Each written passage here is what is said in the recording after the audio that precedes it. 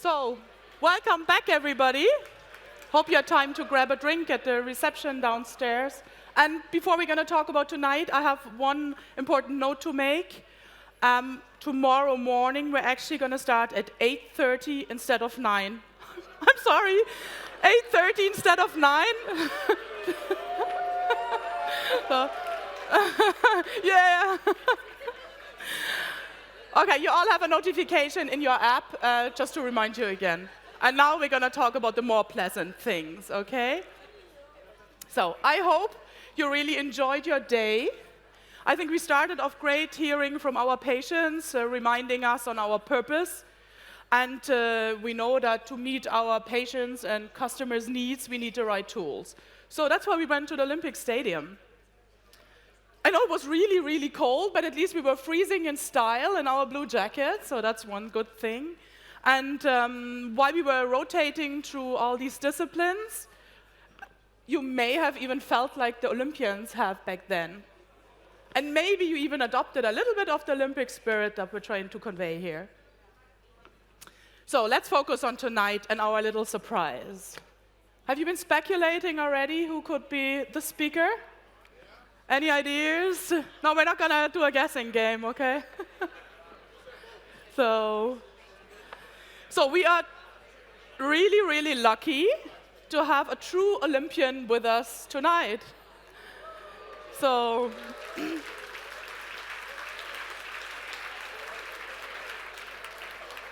but no, it's not Bolt. He is the fastest runner, but may not be the best speaker, so what we got is much better.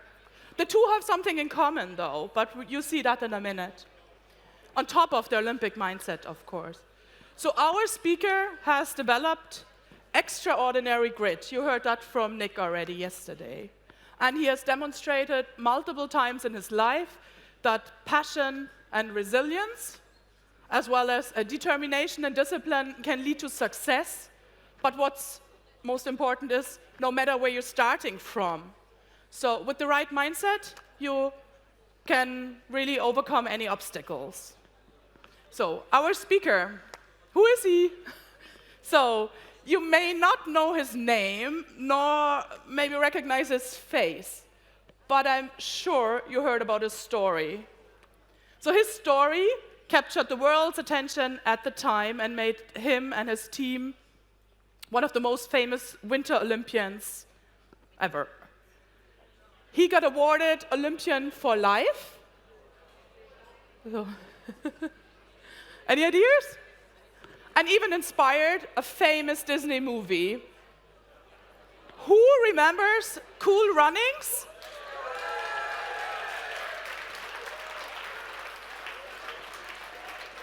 So, after a short intro clip now, please welcome to the stage one of the original members of the Jamaican Bobsled Team, 3 times Olympian, author, keynote speaker, and founder of the Keep On Pushing Foundation. Please welcome Mr. Devon Harris.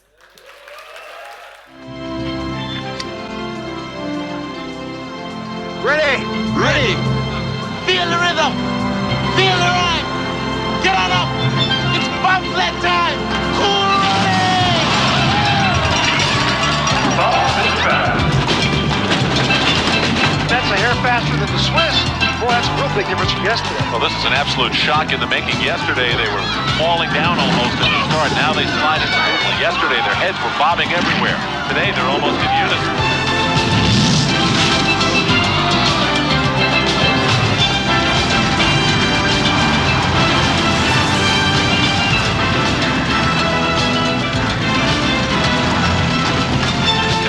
Be happening. Wow, what a different line through the Omega. Looking possessed here. It's not the same team we saw yesterday. Where did these guys come from?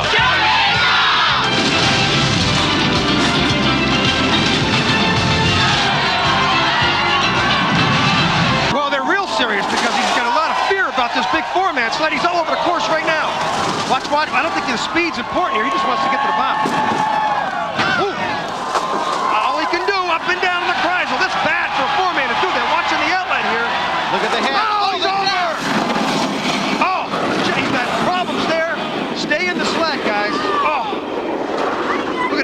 to stay in. They've got to tuck in, got to keep their heads down. The driver, He's got it out. really got to fight to get his head under the cowling, try and protect himself.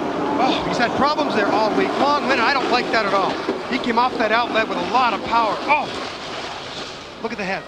I don't like that. There are medical people all around the track. They will be there.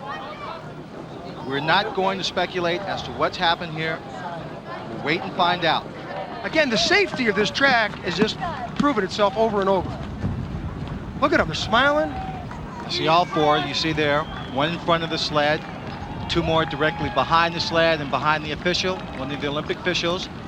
The fourth man is there. We are happy to see that the bobsled team is okay. They did not make it across the finish line, so they will not be racing in the fourth heat. And after that crash, I don't blame them for watching the rest of it.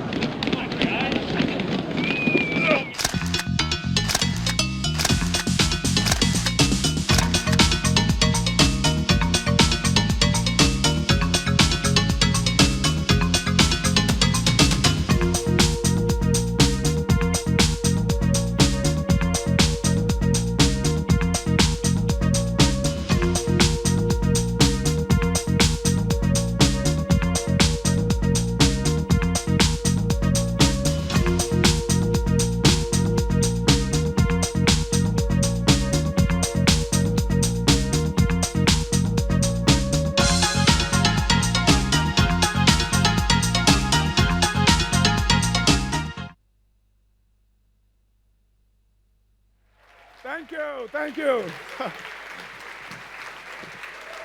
Thank you, thank you, thank you. Good morning. Good morning.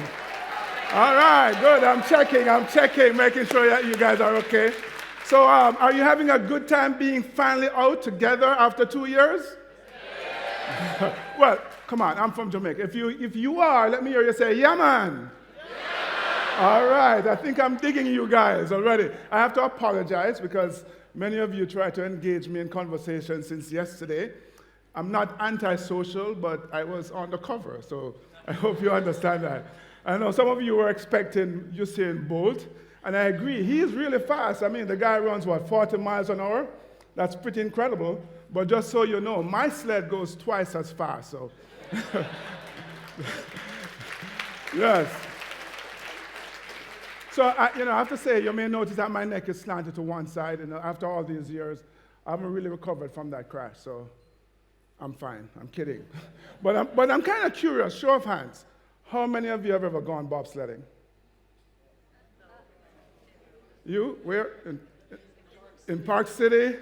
Somebody over here? In Switzerland. My favorite corner in the world is Horseshoe in Switzerland. Who else? Eisenberg. So I have to say you went sledding, not bobsledding. So a room full of 300 people, only 2 of you have gone bobsledding? The rest of you, what have you been doing with your lives? I'm going to have to teach you how to bobsled this evening. So let's do this. We're going to form 2 teams. You know how the team thing works, don't you? So this table to my right is team 1. This table to my left is team 2, and I need 2 team captains. Who wants to volunteer or be voluntold? I'm going to, come on up, Ken. Yay, give him a hand. All right, come on up, yay. Give them a hand. Yeah. How are you? Cool, what's your name? Good to meet you. All right, and the rest of you have to stand. This is very participatory. So stand up. All right, left foot forward, right foot back, kind of shoulder width apart. You're going to bend your knees. You're going to stick your hand out like you're holding onto your push bar. Yeah, you guys are like real bobsledders here. And then you're going to say, feel the rhythm. You guys are... Feel the rhythm. Feel the rhyme. Get on up. It's Daichi Sankyo time. One more time. Let's do it again. Feel the rhythm. Feel the rhyme. Get on up. It's Daichi Sankyo time. All right, so here comes the fun part. It's a competition. Team 2, please take a seat. The louder team wins. The louder team wins, all right? Are you ready? Feel the rhythm. You're going to lead your team. Feel the rhythm, feel the rhyme. Get on up. It's die to Sankyo time. On your mark, set, go. 1, 2, 3.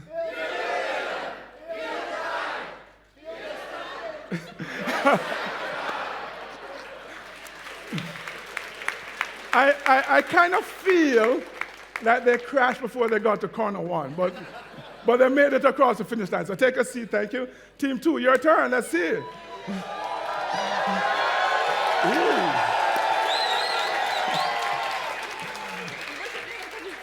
Feel the rhythm, feel the rhyme, get on up. It's Daiche Sankyo time.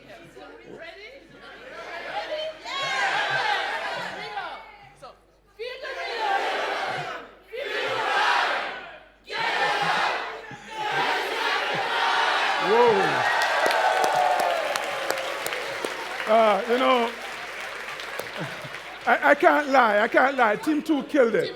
Congrats. My man, congratulations. Cool. So, you know, I'm looking forward to spending some time with you this evening. I want to share some thoughts with you on how you can keep on pushing as one oncology team.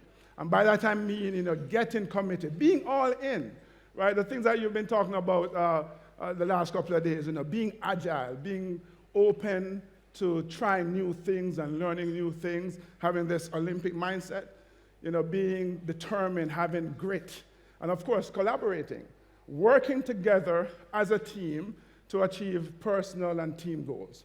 But before I get into that, I want to talk about Jamaica Bobsled, because I'm guessing that some of you are curious about the team, are you?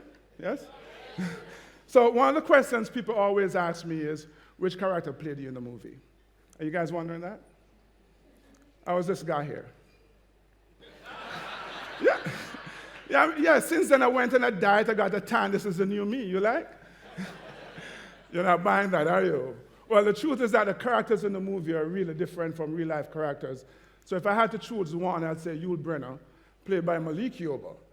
Well, people go, oh, you're the mean one. No, he was a dreamer. He's the guy that wanted to go to Buckingham Palace to live, and that's how I see myself as well, a dreamer. The next question I'm asked is, you know, so Jamaica is smack in the middle of the Caribbean Sea, 90 miles from Cuba, a 90-minute flight up to Miami. How in the world does someone come up with the idea to start a bobsled team in Jamaica? I guess you guys are wondering that too. An inquisitive group, aren't you? I'll tell you. The story is that 2 Americans who lived in Jamaica, George Fitch and William Maloney, they had business and family connections there, and they were in a local bar in Kingston imbibing some of the more potent sods we have on the island. Well, I wasn't there, but I have to believe they're also enjoying some of the aromas we have, but don't quote me, you know. I don't want to start any rumors. They claimed they were drinking, and on this occasion they were discussing the popular belief in Jamaica that Jamaican women and athletes are the best in the world. No, somebody disagree. Well, here was their dilemma, though. There was no way for them to test the former without getting in trouble with their wives, so they decided to put the latter to the test. How many of you have seen Cool Runnings? How many of you actually work? You spend all this time watching TV. Well, George and Will saw Sanka Coffee. You remember him racing this wooden cart down a winding mountain road? We actually do that in Jamaica. I've never done it myself because it's really dangerous. I don't do dangerous things, but they saw these 2 guys, you know, and it kind of looked like bobsledding except for the ice. And then they discovered that a big part of the bobsled race is a start. You need sprinters. Guess where we have lots of sprinters? Well, I like to tell my American friends that they actually have more than we do, but ours are faster, so we still win, right? Thank you. So, armed with this bit of information, George and Will approached the guys on the summer team to try and get them interested in this bobsled idea, and the response was, Bob. Who? Man, we live in Jamaica, the only Bob we know is Bob Marley, and he's dead. No, thank you. So they came to the Army looking for athletes. At the time, I was a young lieutenant in the Jamaica Defense Force, and, you know, I'm getting a funny vibe here. You guys didn't know we had an army in Jamaica? Seriously? I mean, why do you think the United States or no other superpower for that matter has ever even considered invading Jamaica? I'm telling you, man, those coconuts make really good missiles, so be warned, right? So they came to the Army looking for athletes, and my colonel suggested that I tried out for the team. How do you select a bobsled team in Jamaica? Will be the next question. Interestingly enough, the very same way all the major nations around the world selected their teams. The Americans will be familiar with the NFL Combine. It's kind of like that. You have to sprint 30, 60, 100 meters, 300 meters, throw a shot put from between your legs, and then you did a push test with a makeshift sled. They're testing for speed and explosive power. Here's my dilemma. I'm Jamaican, where everybody sprints fast, except me. I was a middle distance runner. I ran 800 and 1,500 meters. And so at the team trials, the only test that was comfortable for me was a 300-meter run. That's what I did for speed work. But I tried and I tried my darnest. And they had 2 Americans who had come down to Jamaica to give us, put us through the paces. And I remember one of them saying, "You had a good day today." I kind of exhaled. I went back to the officer's mess, and I fell asleep. I was so exhausted from 2 days of effort. And I woke up the next morning, Saturday, and my friends are calling me the Olympian. What happened? That night on the sports news, they announced that Jamaica had a bobsled team. I was one of the person's names, so I'm excited, cautious or so. But then again, 2 weeks later, I got an airline ticket, and they say, "Hey, you're going bobsledding." So I turned up at the airport, and I see 3 other guys who I recognize from the team trials. This is an early picture of the team. Well, the white guy is not one of the team members. That's George Fitch. Next to him is Michael White. Mikey was a private in the Army, a radio operator, the fastest guy on the team, and then next to him is Samuel Clayton. Sammy was the only civilian, an engineer with our rail company, and he unfortunately passed from COVID last March. So I know that this thing is real, right? And that's me next to him, a lieutenant and a platoon commander. And Dudley Stokes was an Army captain and a helicopter pilot. So we fly up to New York, drove to Lake Placid, New York, where we met our coach, Howard Seiler, the other white guy you see in the picture there. Now, that black thing you see between us, that's a 2-man bobsled that Howard had in his driveway. And this is the first bobsled we're seeing in our lives. You can't even make this thing up, right? This is September 87, by the way. The Olympics are when? February 88. That's the first time we saw a bobsled. That weekend we saw a bobsled track for the first time, and the American team was there practicing their starts on the ice rink, and they invited us to practice with them. Now, mind you, this is the first time we're seeing more ice than you can fit in a tall glass of lemonade. But we strolled out on the ice, and we go, "Let's go beat them now." I call it the Jamaican-ness came out of us, and we go, "Let's go beat them." Disaster. It did not happen. We spent more time on our butts than we spent pushing the sled. But we survived the weekend, returned to Jamaica to continue our preparations at the Jamaica Winter Olympic Sports Complex. Pictured here. Why are you not? That's a Jamaican winter right there, And I know some of you are looking at the sled and go, "Wow, what a fine piece of German engineering."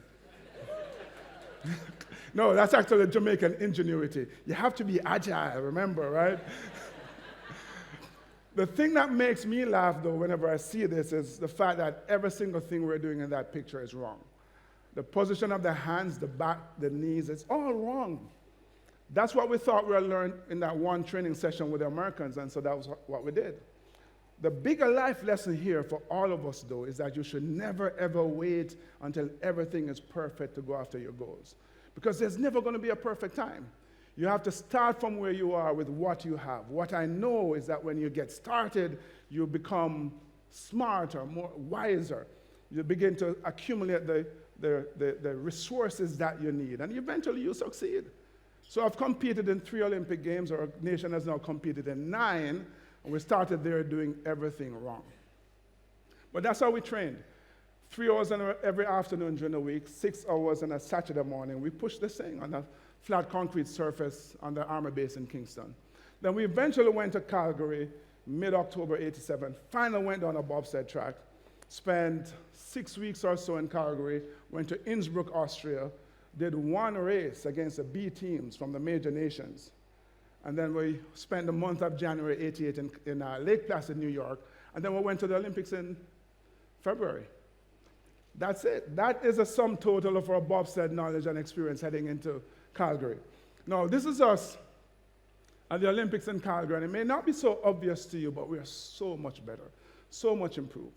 You know, one of the things that you have to recognize about success is that most of what you need is skill-based.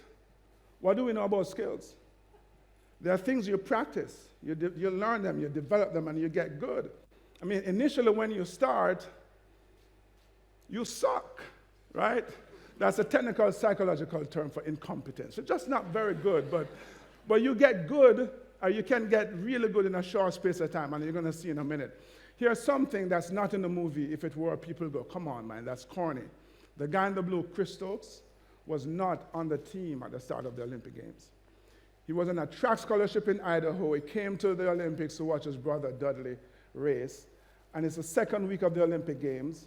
And yes, the Jamaican-ness came out of us again. And we said, hey, we should enter the 4-man so we can all win a medal. So we go, yeah. So we recruited Chris that week.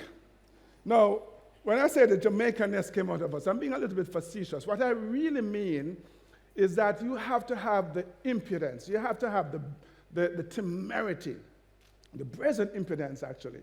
You have to have what my Hispanic friends will call the cojones. Right? To go after results, to go pursue dreams that everybody else thinks is impossible. So we recruited Chris, and in 3 days, we taught him everything we knew about pushing a sled. As the Olympics were happening in Beijing, and I was doing all these interviews from people from all over the world, and it dawned on me that in the history of the Olympic Games, and I'd rely on an Olympic historian to tell me this, but I think it's true. The first and only time an athlete or a team ever competed in an event, and the first time they did it was the Olympics, is us, in '88. So we taught Chris everything we knew about pushing a sled, and that's us there coming off the hill at the end of the week with the 7th fastest start time. Well, you know how the story ends, don't you? Yeah, man, we crashed spectacularly. I know you just had your first bobsled lesson. Let me give you a basic tip. The very basic aim is to leave the top of the hill and cross the finish line right side up. When you do it the way we did, it's a massive failure. And I'm kind of curious, show of hands, how many of you ever failed at anything? Anything? Some hands are missing. They're lying. I know they're lying. Show of hands, how many of you ever failed at anything and felt like a loser? All right, keep your hands up. If you're a loser, be proud. I want to see all the hands of all the losers. How many of you have ever failed at anything and felt like a loser on international TV? Well, it's just me? Wow. Well, thank you for that. It seems like I'm the biggest loser in the room. But what does it say about failure, though? It isn't fatal. It really is part of the success journey. The challenge is that too many of us see ourselves as failure as opposed to seeing the event as a failure. Failure is really just a chance to learn and continue more intelligently, as somebody said, right? So that's us there failing, and it was a really low point, the lowest point of the entire experience, because we felt we had let down an entire country. We were really afraid to go home. We thought people were going to ridicule us. But what can you believe? They actually were very kind, and they made stamps with their faces on it. I mean, what, you guys don't have one of these? Well, I thought everybody got one, but you know, it was kind of cool. This was before text messages and so on, and so my friends would send me a letter, and the envelope is a stamp with my face on it. I'm like, wow, what a handsome devil, you know? It was kind of cool. So in Calgary, I was the number 2 guy in that 4-man sled. I became a driver, and that's me pushing the 2-man, driving the 2-man in Albertville, France in '92, and in Nagano in '98. And since my time on the slopes, I've been doing a couple of things, you know. End up becoming a motivational speaker, speaking to some huge audiences like this and some smaller one as well, as you can see. Reading a couple of books. I believe in giving back, and so I've spent time visiting the troops, you know, across the U.S. and as far as the Persian Gulf. Part of a group called Right to Play. I'm very passionate about children's issues. So Right to Play uses sports and health to teach life skills and conflict resolution. And so this is us in Sierra Leone with these kids.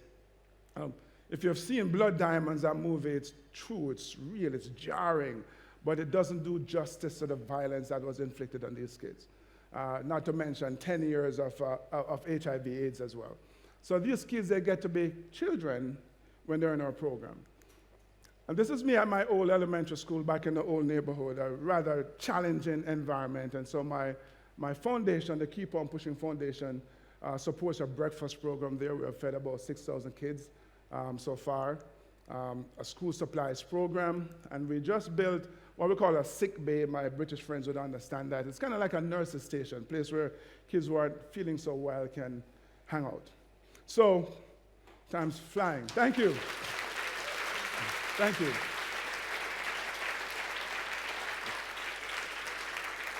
So I want to share with you quickly, because time is, I guess I'm having fun, and time doesn't last when you're having fun. 6 P's on how you can keep on pushing. And hopefully we'll have some time at the end. I'd love to take some questions to continue the conversations. Are you guys cool with that? If you are, let me hear you say, yeah, man. Yeah. All right, cool. I believe you. So that's not a trick question. What's on the screen? Puzzle pieces, yeah, exactly. I told you it wasn't a trick question. And what are the similarities between these puzzle pieces and your team? Feel they fit together, yes. The more they fit together, the more they work together, you have better teamwork, correct? What else? All different, exact, kind of like different what? Diversity. Right, come here. Exactly, diversity, right? They're all different. They all bring their different perspective. Kind of like your team. Would you agree? 17 nations here. What else? Anything else? Well, let me ask you this. If you went into the store and you walked down the aisle where all the puzzle pieces are, what's the one thing that is common to all of them? They have corners, yeah, but when you're walking down the aisle, there are all these different puzzle pieces. There's something that like immediately stands out at you. Who said that? She's smart. Give her a hand. and what does that picture represent? What it should look like, right? So inside the box is this jumbled mess, and you have on the outside this image of what that jumbled mess can look like, right? Which brings me to my first P, which is perception. You know, as human beings, I think our perception and their ramifications are real. In fact, I would argue they are life-changing. And oftentimes, the thing that distinguishes one person or one team, one company from another, is their perception of what is possible for them. And if I could choose a synonym for perception, it would be vision, a word you heard yesterday. And so what is vision? It's this image, the picture on the box, this image you have in your mind of a far more dynamic, far more compelling, far more vibrant future than what you have here. It's this clear alternate view of the world, this clear alternate view of your world and how different it could look today compared to tomorrow once you've made some significant changes. So as Ken outlined a rather compelling vision for you yesterday, 13 launches in the next 5 years, by 2025 becoming the fastest growing company in the oncology field. And so my question is, can you imagine that? Can you envision that? Because what it's speaking to is what I call a preferred future state. That which you aspire to achieve, that which you aspire to become, that which you aspire to create. And it has nothing to do with what you're experiencing now, just what you can imagine, right? So if anybody would know anything about formulas, it would be you guys, I think. So here's a formula. C plus P equals O, which means your circumstances plus perception equals outcome. Circumstances are things you have absolutely no control over. Kind of like, COVID-19 the last 2 years. You can't control those things. But how you choose to respond to it is going to determine the outcome that you get. Who agrees with that? Right? So, I'm from Kingston, capital, from a place called Olympic Gardens. Now, I know it sounds rather idyllic, like a suburb of Kingston perched on a hillside being swept by breezes of the Caribbean Sea, but Olympic Gardens is actually one of the toughest ghettos in the world. a shantytown characterized by broken down shacks set in a maze of dirt tracks and alleys. In fact, this is the actual house I grew up in. And I took that picture maybe 8 years ago. My cousins still live there, and the room off to the right, that was where my parents slept. I was in the other room with 3 other brothers sleeping on the same bed. So that's what it looked like from the street. And as a teenager, when I was home, kind of hanging out, that lamppost just outside my gate was my favorite hangout spot. No, I'm not embarrassed to say I was doing the D word. What do you suppose that was? Drugs. No, man, I wasn't dealing. I was dreaming. But I get it. I think I know why you think that. You think that my stash box is right at the foot of that lamppost. No.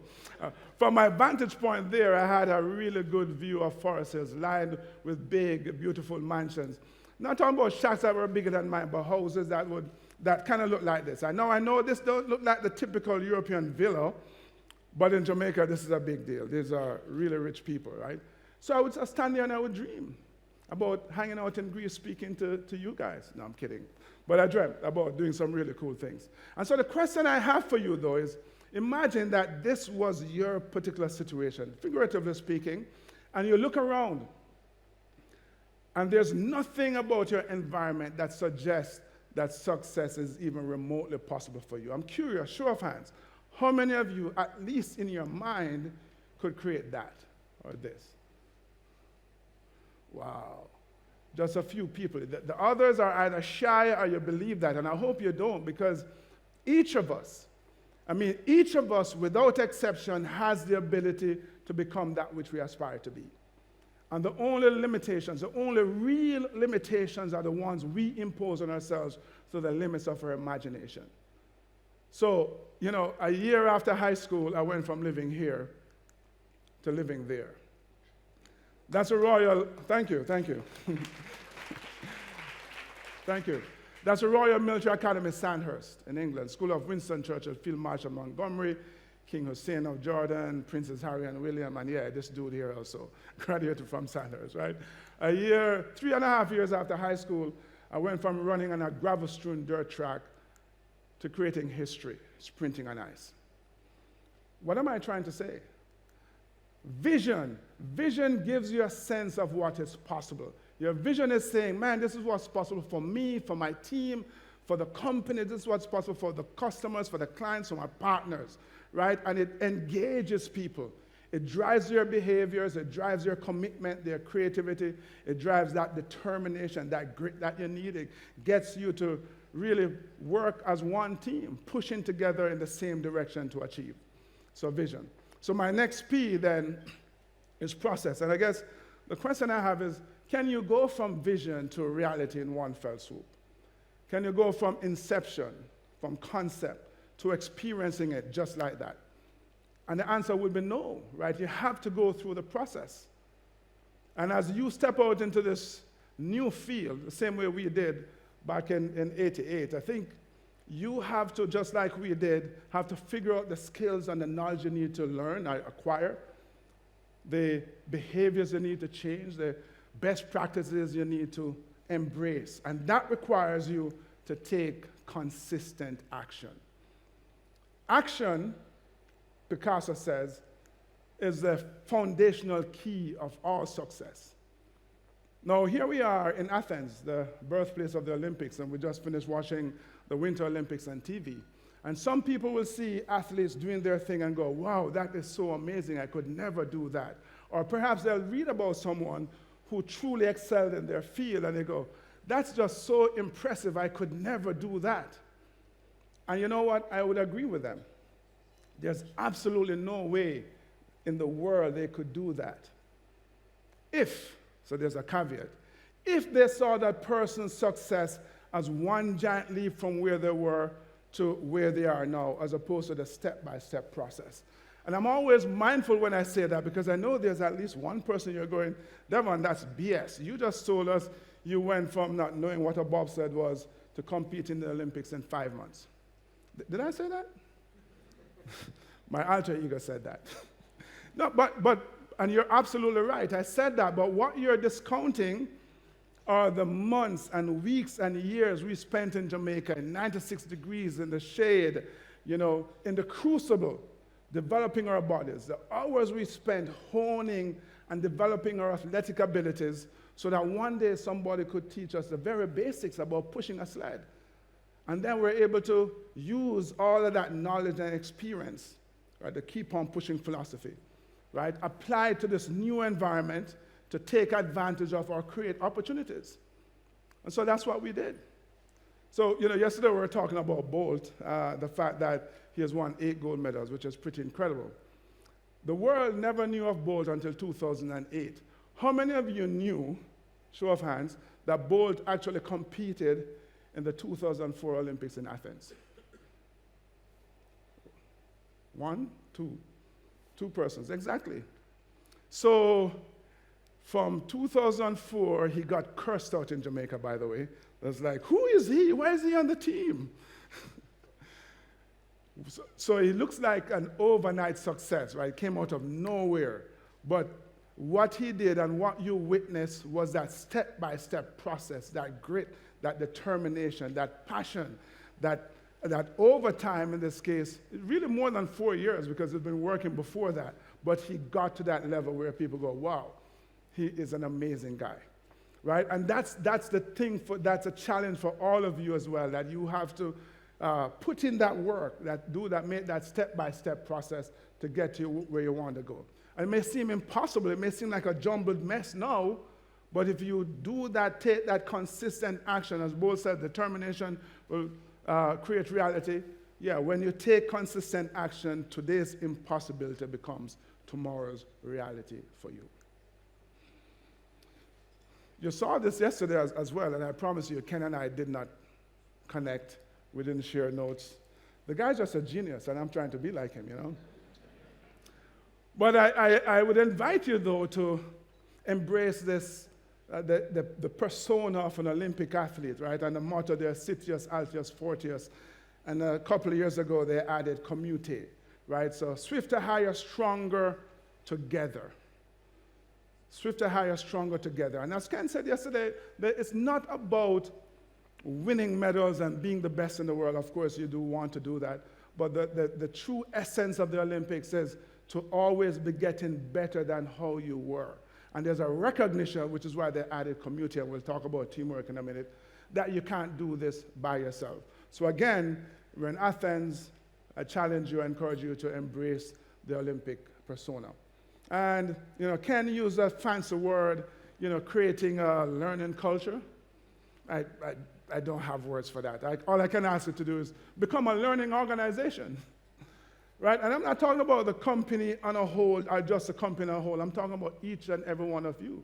You have to become a learning organization. I know you've been cooped up for 2 years and you're here and you're supposed to play hard. Am I right? Anybody playing hard, by the way, or are you just working? Right. But while you're playing hard, while you're connecting and having fun with each other, I want to encourage you, I want to challenge you to learn from them. What are the best practices that your peers, your colleagues are doing? Figure that out. Figure out where they are on their journey and how you can learn or even support them, right? Use this as a learning opportunity as well.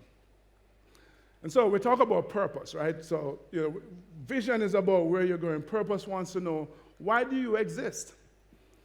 What significant contribution do you bring to the team is really what it's asking, right? Not this existential, what is the meaning of life kind of way.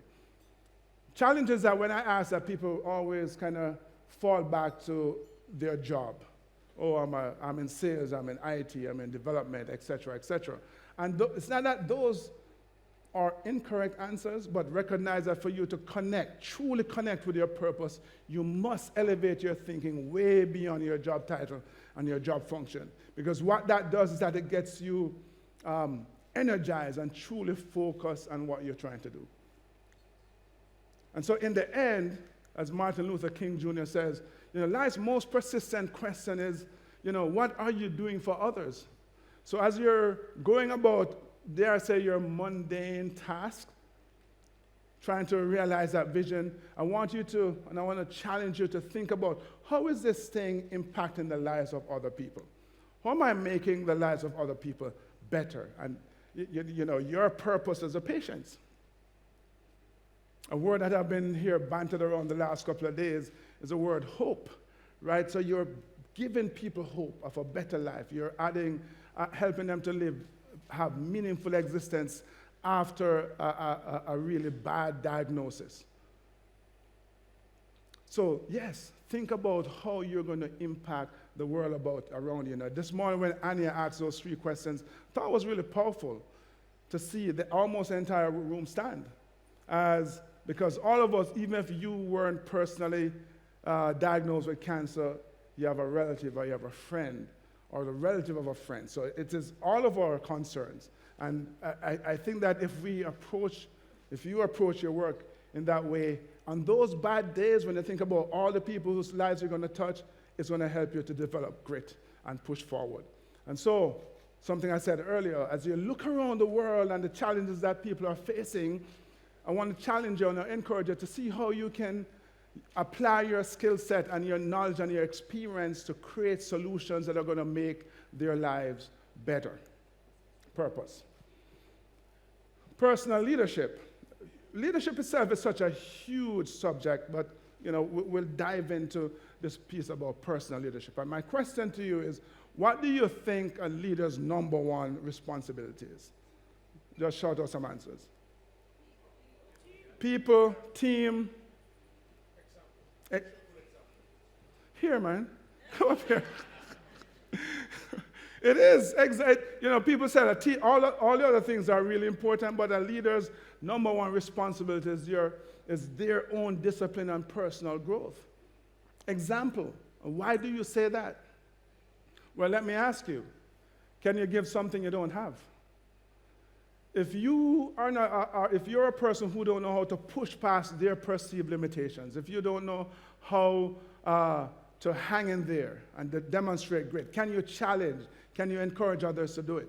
I would say no, right? If you're not a person of value, can you add value to the lives of others? If you're not a company of value, can you add value to the lives of others? No. And so, yes, you have to be constantly working on yourself, right? This business of personal leadership is a lifelong commitment to growth, right? It's this business of being agile and being willing to take new risks and developing a growth mindset, or as you guys have been talking about, an Olympic mindset. I feel lonely up there, so I thought I'd come down. Right? So there are 2 basic kinds of mindset, or 2 kinds of people. Those with a fixed mindset. And what do they believe? That, man, this is it. This is all I'm born with. This is the talent and the skill and the potential that I have. And do they achieve some success? Yes, but it's mediocre success. People with a growth mindset recognize, people like you, that you can acquire new skills, and you're always working to acquire new skills. And when you're practicing personal leadership, that's what you're doing, right? So, like you take, 4 guys out of Jamaica and you go bobsled, go to the Olympics, right? If we didn't have a growth mindset, a term I didn't really know back then, we wouldn't be having this conversation. But what that is demonstrating is what you also have the potential to do some amazing things, although you're brand new in the space. The fact that you're new in the space doesn't mean you can't be significant. Doesn't mean you can't do amazing things. You just have to learn what you need to learn to get it done, right? And is it easy? No. Is it easy going from 96 degrees in the shade to minus 40 degrees? No. It's uncomfortable. But you have to learn to become comfortable with the discomfort. Every successful person, every successful team finds discomfort in comfort. Which takes me to my next P, people. So the journey starts with you, each of you as individuals, right? Having that dream, that vision, and then demonstrating the drive and the discipline to get it done. But recognize that no one succeeds by themselves, right? Each of us need all of us. Our lives, I like to say, are forged by many hearts and hands. And so recognize that regardless of the field that you're in, sports or pharmacology or whatever it is, regardless of your marketing plan, how genius it is, how amazing your products and services are, success isn't singular. It's a team sport, right? I'm plagiarizing Ken here now because it says this is the most consequent, I'm paraphrasing a little bit, consequential team that you can ever participate in, right? But success is a team sport. It requires all of you to get it done.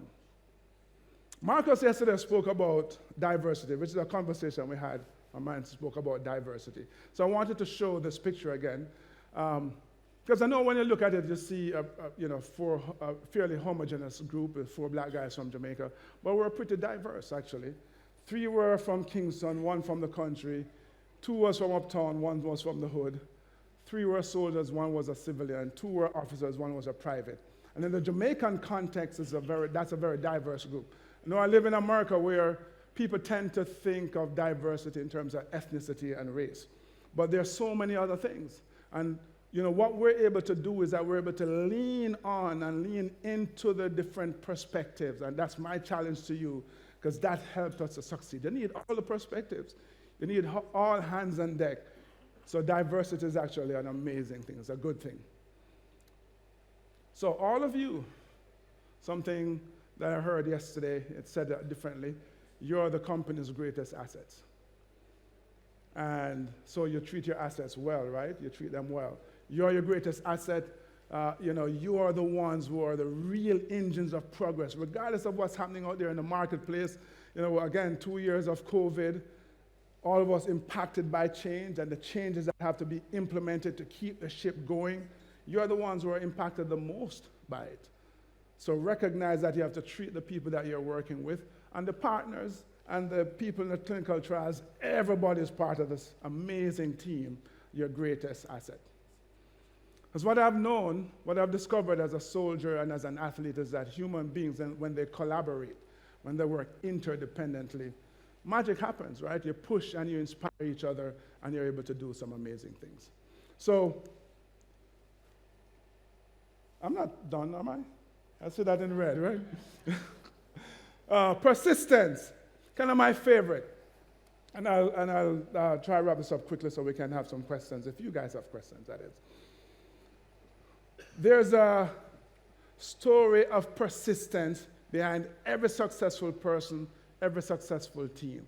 There's no such thing as a person who succeeds without having to deal with difficulty.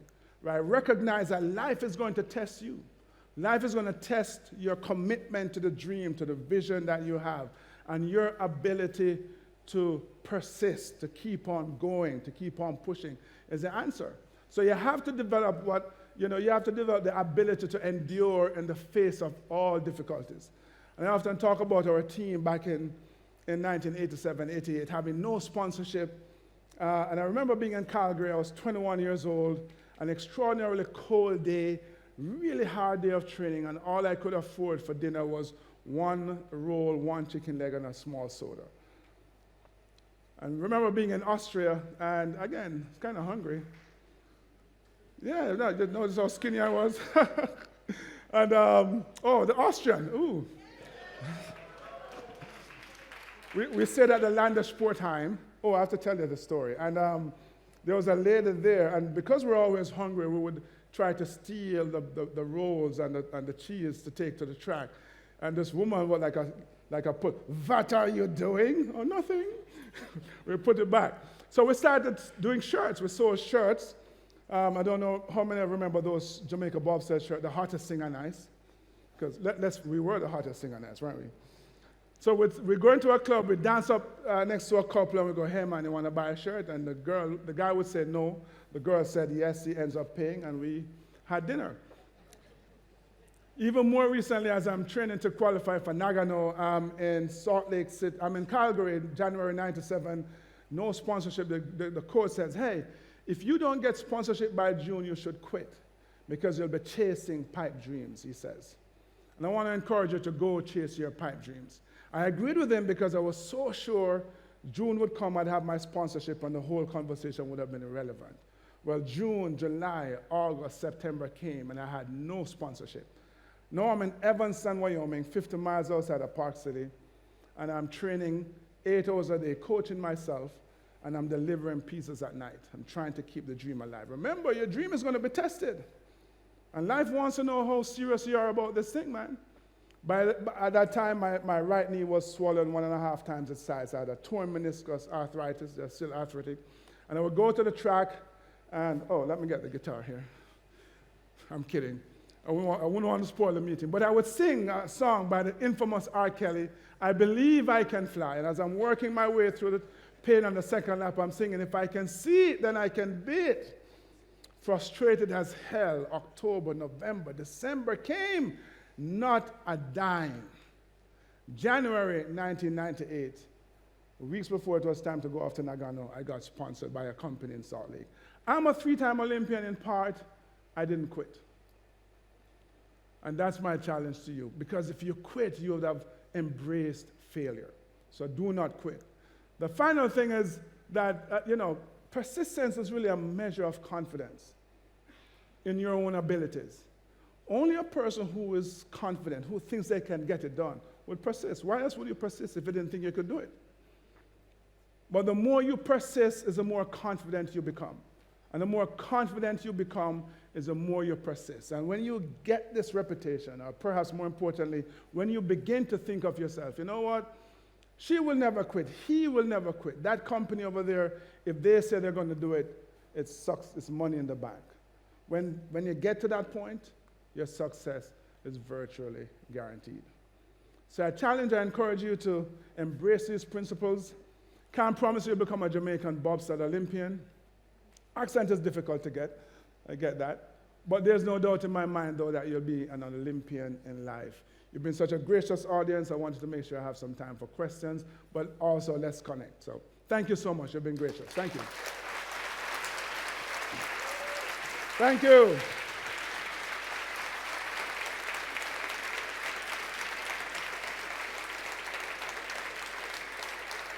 Thank you, thank you, thank you.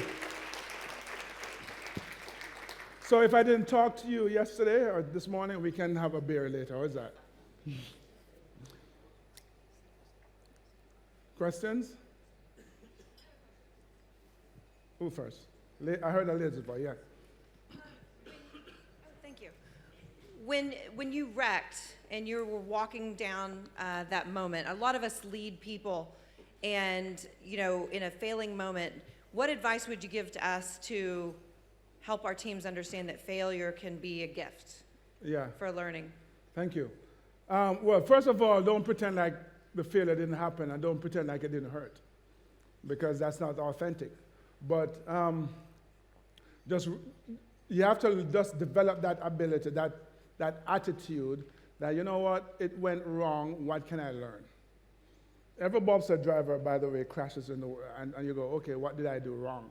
And you go back and you correct it, right? And you cannot develop this fear of failure, because then you will never fail, but then you'll never succeed either. So you have to see it as a learning moment. It sucks in the moment, but you have to kind of give life this middle finger, like, screw it, I'm going to go get it done, watch. I don't know if you want to say that in a team meeting, but yeah, that's a thinking. That's a thinking. Somebody here had a question? What happened in Nagano? Can you share a little bit what you did in Nagano? Yeah, Nagano was, so there's one piece of film I love to see, television coverage. My friend told me that I was marching in the ceremony and I had the biggest grin on my face. And it was because it was so freaking hard to get there. I remember walking and I go, I'm enjoying this. So when you have fought to overcome such tremendous obstacles and you start to succeed, like, it feels amazing. But then it was really challenging as well. If you know anybody who knows anything about bobsledding, there's a lot of feeling, right? The steering the sled is feeling, is eye-hand coordination. And I had a week to learn this brand new track and learn a brand new sled, and then to be able to compete. So I started out just like, trying to figure out which corner goes left, which one goes right. And then figuring out how do you shave 100th of a second here, 100th of a second there. And the long and short of it was an uphill push all the way.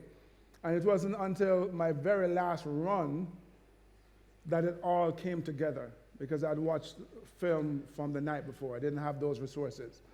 But, very proud. I finished 29th from fortitude, just like slugging it all the way. But, I loved my time in Japan. It was very different from Western world, and so it was really cool to be there and experience that, which is another part of the whole Olympic experience, right? Being there and meeting people and connecting and recognizing. We talk about diversity, that we're all the same. And we all have so much more in common than the differences that we have. So, amazing experience. Thank you for that. Anybody over here? Come on, Team 2. You won earlier, man. You gotta step up.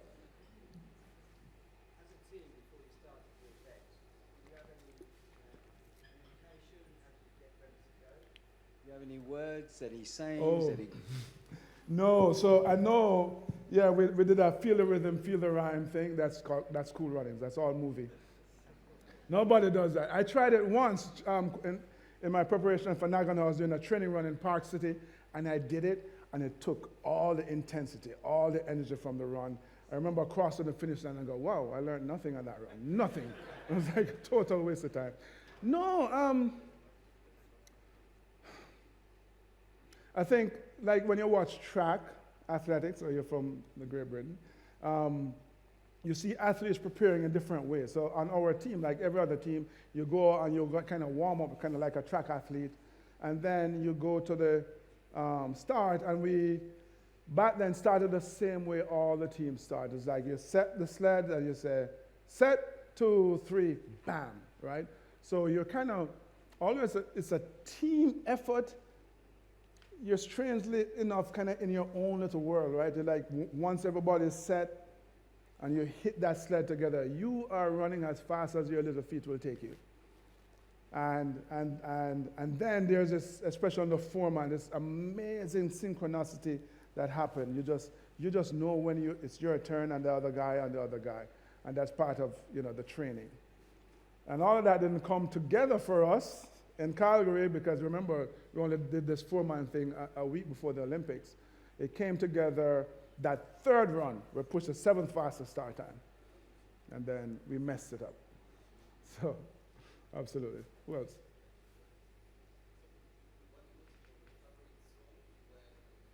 Oh, get the microphone. Yes, what was your favorite song you were putting in or singing before the race?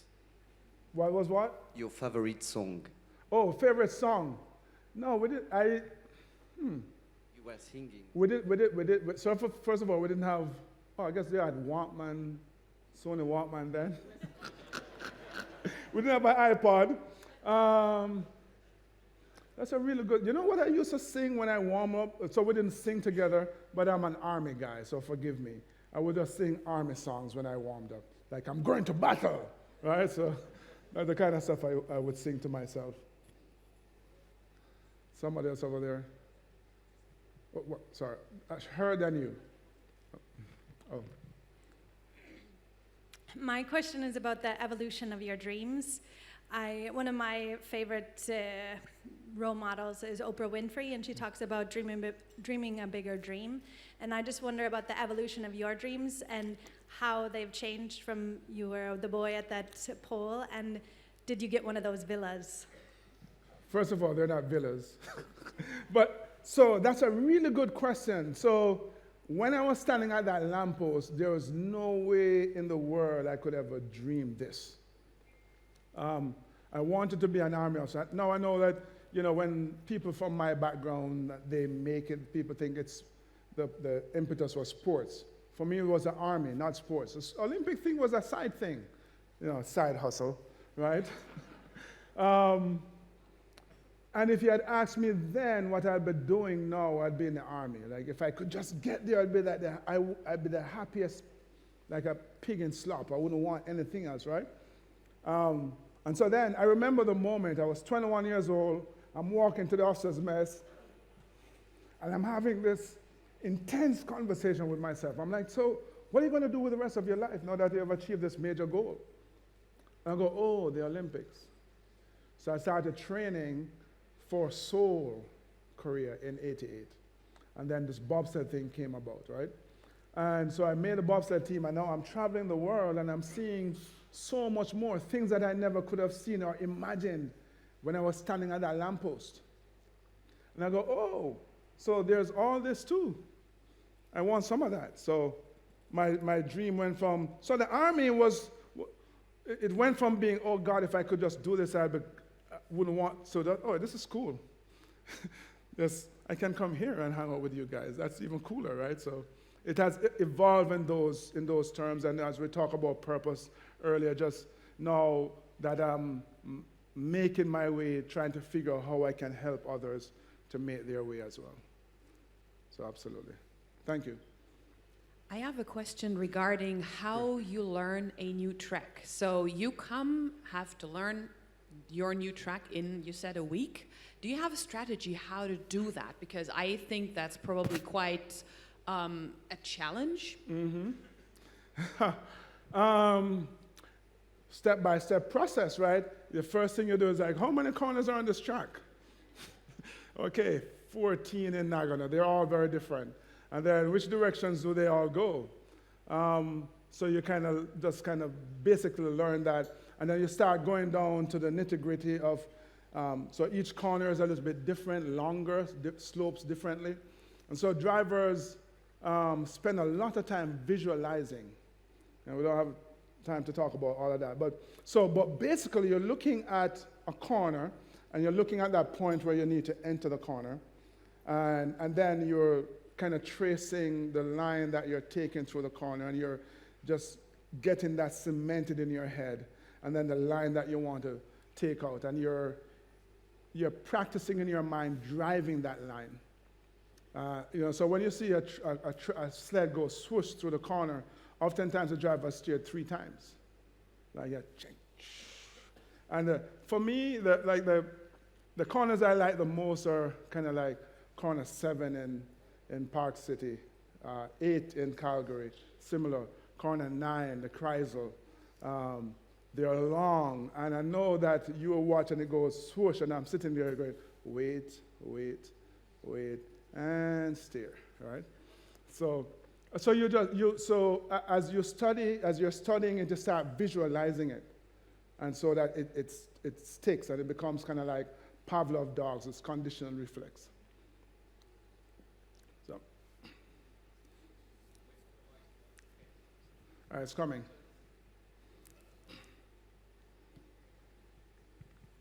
Hey, Devon, do you still go bobsledding these days? No, bobsledding is not a recreational sport. So what do you do? I watch it. No, you really want to hear this? So I do, forgive the more mature people here, forgive me, but I do the geriatric workout, right? So I have a mini trampoline at home, and I run on that. Because my knees are arthritic, I can't. The thing I love to do most is run. So, I do that and do some push-ups and try to drink less beers. Yeah. 1 more? Or 2 more? Oh, 3 more. All right, fine. 1, 2, 3. Hello. What are you expecting from life right now and for the future? What are my expectations for life and the future? It's a good question, too. I've been actually thinking about this a lot since I came here. So this year, I'm living my purpose, sharing with people and inspiring them, right? And I want to continue that, especially with my foundation work. And then, I have 5 kids. They say make hay while the sun shines. It's been a little bit sunny, right? But I have 5 kids, and so I've been thinking about them and I guess the legacy and how I want to help them get started in their lives. I have 3 who are young adults, and they're now thinking about business, and I never had that kind of mentorship when I was growing up, so I'm thinking about how I'm going to work with them to help them to do that. Thank you. What stops kids dreaming these days? they start following the gang. It's kind of hard, it's really hard, and I get it, to walk your own path. And it's not just today, it's always been. I grew up with a bunch of guys. When I was 13 years old, the summer between 7th and 8th grade, I woke up and all the boys on my street, I said, hey, we're not friends anymore. Because we grew up, you see where I grew up, and they would call themselves sufferers, which seems so dead end to me. It's like there's no hope. And it just, even now, it felt so burdensome. And I could not embrace that. So there's one thing I'm really proud of for myself is the fact that I'm not afraid to walk by myself. You have to be willing to be uncomfortable, right? And too many people just want to be with a crowd. And I chose not to be with a crowd. I went running, I stayed in school while they were chilling and being cool. And then after that, I'm an army officer, and I'm the one who's cool, right? So you have to be willing to pay the price, I think. Thank you. And so hi, Devon. It's you. I have a question. So have you experienced a situation where you felt like a teammate is struggling or is actually not doing well, and what have you done to support him or get him up again? Is it fair to say, so when I joined the team, I wanted to be a brakeman because brakemen had to score more than the drivers. And knowing nothing of the sport, I thought the brakeman was important guy on the sled, but the driver is the guy. And my driver, the one who passed, talented, didn't work hard all the time. So I don't know if I should say I supported him. I had some choice words for him about not working hard and not focusing. And we would argue all the time.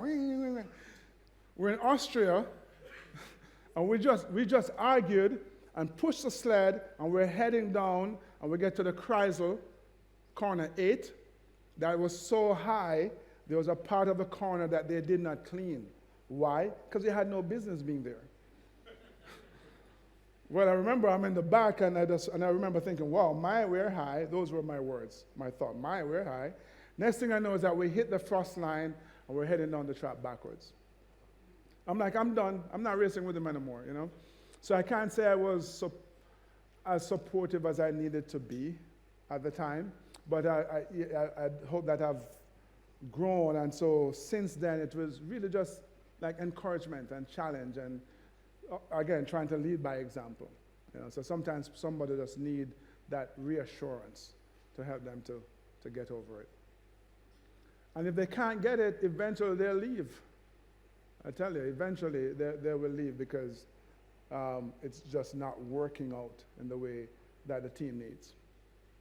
Hey, I'm sure there's lots of more questions, and you stay with us. I hope you enjoy the evening, and there will be lots of room to dig deeper and ask more detail. Devon, I want to thank you for spending the time with us yesterday, today. I believe this was really meaningful for the team, for everybody, and a lot of what you said resonates a lot, I think, with us.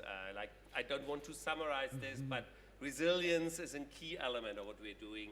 Getting started when you're not fully prepared, when the circumstances are not perfect. That is actually what we do every day right now, given the dynamic of our business and our pipeline. The resilience is key, and obviously being a gridman is a good thing. We learned that, and I believe that is an important role, Devon, so be assured. So thanks for sharing this. It really resonates. I also, by the way, like the idea of visualizing. That is obviously a key skill in sports. I saw just a fun fact. Yesterday morning, I spent some time with the Spanish team. Where's the Spanish team? Hey! And what they did was visualizing and emotionalizing how it will feel when they launch, which I found a really inspiring exercise. And look, there's a lot of parallels, obviously, in visualizing, emotionalizing what you do between sports and athletes. I had an idea looking at this, like you deserve a huge hand and a great applause, and I'm sure you would get this. We can try something different. That is not scripted, so don't let me down, folks. Let's try, because like at least our team did sort of mediocre early in the no, it was not our captain. It was just whatever. We didn't exercise enough. Let's try that again together and say keep on pushing so that you see you had an impact on folks. So, Can we are get you that on ready? film? Keep on Hey. pushing is the text, right? 1, 2, 3. Keep on pushing! That was better. Thank you very much. Thank you. Thank you. Thank you.